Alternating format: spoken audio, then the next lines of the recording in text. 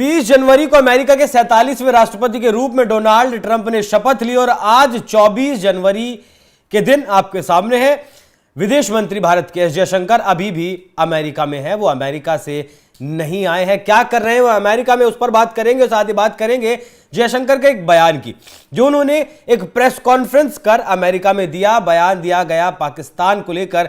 जब उनसे पाकिस्तान के बारे में पूछा गया तो जयशंकर साहब ने कहा कि हमने पाकिस्तान के साथ व्यापार बंद कभी नहीं किया।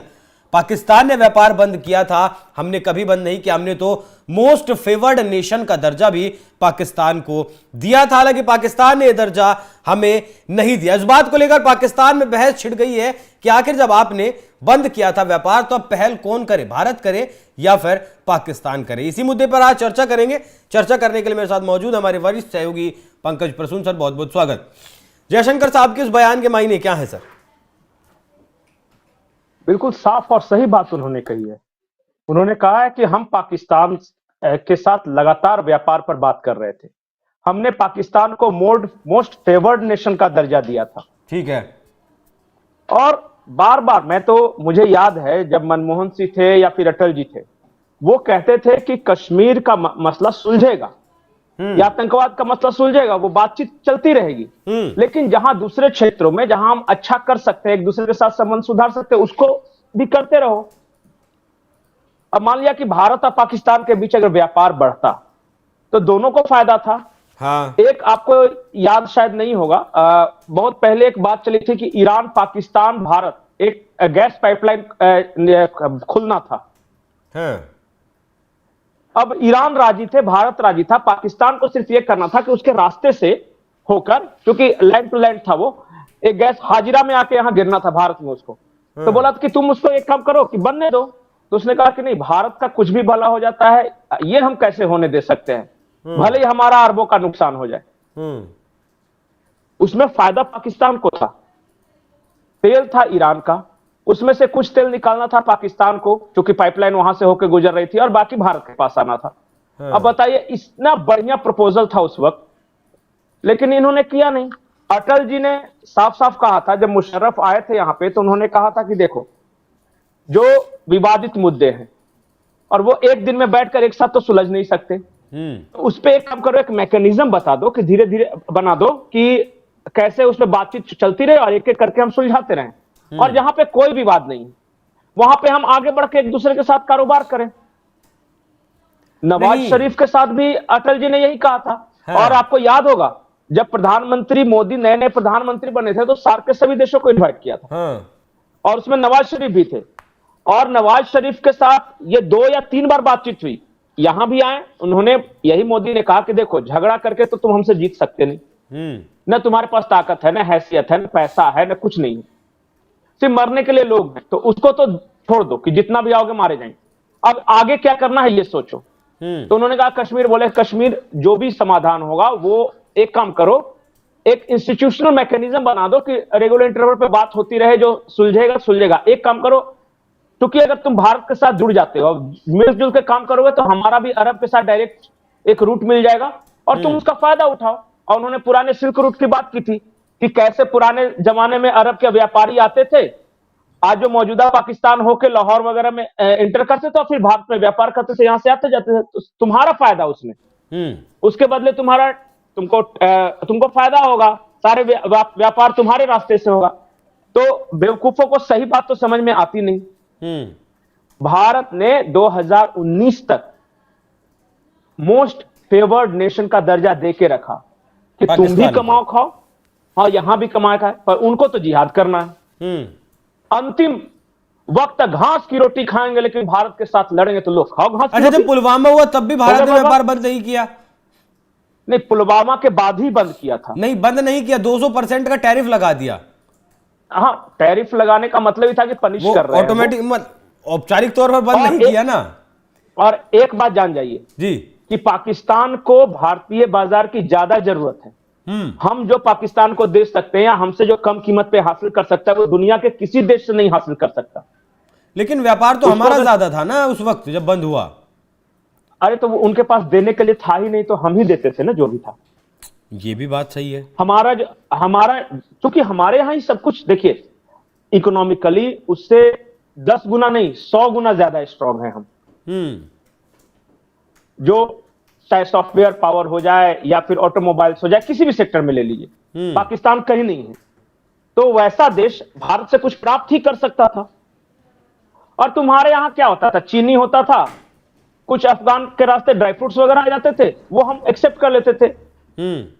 रुई कपास वगैरह आता था उधर से, तो बोले कि ठीक है तुम भेजो, कोई दिक्कत नहीं।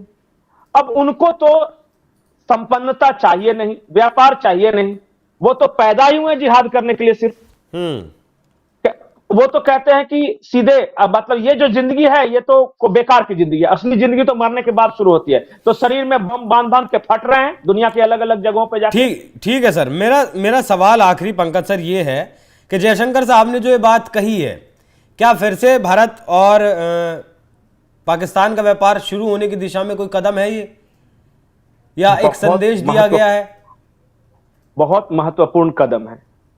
विदेश मंत्री का यह कहना कि हमने तो मोस्ट फेवर्ड नेशन का दर्जा दिया था, ये इंडिकेशन है पाकिस्तान के लिए कि बेवकूफों समझ जाओ, सुधर जाओ, व्यापार पे बातचीत करो। कश्मीर ना मिलना है ना मिलेगा। और अगर व्यापार, ट्रेड, कॉमर्स वगैरह नहीं बढ़ाओगे ना तो भूखों मर जाओगे, गधे बेच बेच के खाना पड़ेगा तुमको। अब देखिए क्या है ना, पाकिस्तान चाहे औलाद कैसी भी हो, नालायक ही हो, पर है तो अपनी औलाद ना। भूखे मरते तो देख नहीं सकते। बिल्कुल।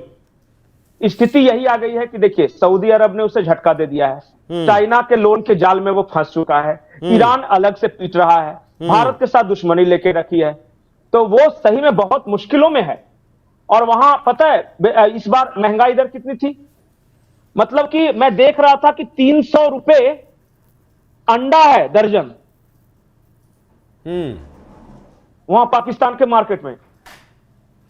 30% से ऊपर इन्फ्लेशन रेट है। भारत में 5%, 4-4.5% के बीच रहता है तो हंगामा हो जाता है। और वो 30% महंगाई दर फेस कर रहे हैं। लेकिन देखिए अगर समझ में आ जाए तो बहुत अच्छी बात है। मैं आज भी बोलता हूं कि जितनी मल्टीनेशनल कंपनियां हैं वो सब पाकिस्तान से अपना कारोबार समेट कर जा रही हैं। इन्वेस्टमेंट आ नहीं रहे हैं, कर्ज के जाल में उलझा हुआ है। अच्छा बताइए, दुनिया में एक ऐसा प्रोडक्ट बताइए जो कि पाकिस्तान ने दिया हो दुनिया को? कुछ नहीं, जीरो। सिवाय वही जो अपना एक्सपोर्ट करते हैं, टेरर एक्सपोर्ट।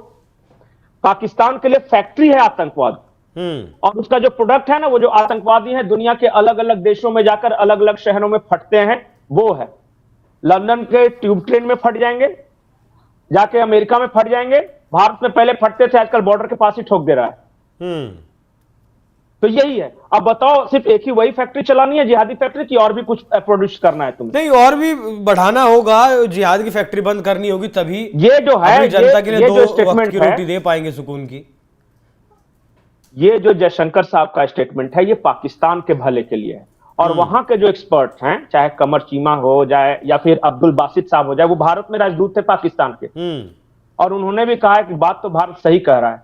वो तो बार बार हमसे कहता था कि थोड़े पैसे कमा ले बेटा, थोड़े सेटल हो जा तुम, और ट्रेड, कॉमर्स, इन सब पे बातें कर। पर उसको उस वक्त बात समझ में नहीं आती थी। पेट में खाने को अनाज आ रहा था, कभी सऊदी से आ जा रहा था, कभी अमेरिका अफगानिस्तान में वार के नाम पे पैसे दे रहा था, तो भरा हुआ पेट था तो जिहाद सूझ रहा था। और आज भूखों मर रहे हैं तो कह रहे हैं कि कोई मेरी मदद ही नहीं करता। दुनिया ने पाकिस्तान को यतीम छोड़ दिया। अरे यतीम क्यों छोड़ेगा कोई भी? तुम खुद के लक्षण। आज भी मैं बोलता हूं कि एक बार पाकिस्तान भारत की तरफ आगे बढ़ के कहे कि ठीक है, कश्मीर भूल जाते हैं क्योंकि हमारी हैसियत नहीं है लेने की, आप हमारे साथ ट्रेड कॉमर्स करो। बहुत स्ट्रेटेजिक लोकेशन पे है वो। भारत के साथ अगर व्यापार बढ़ेगा तो सोचिए, ईरान के साथ, सऊदी के साथ, अफगानिस्तान के साथ हमारा डायरेक्ट लिंक हो जाएगा बाय रोड।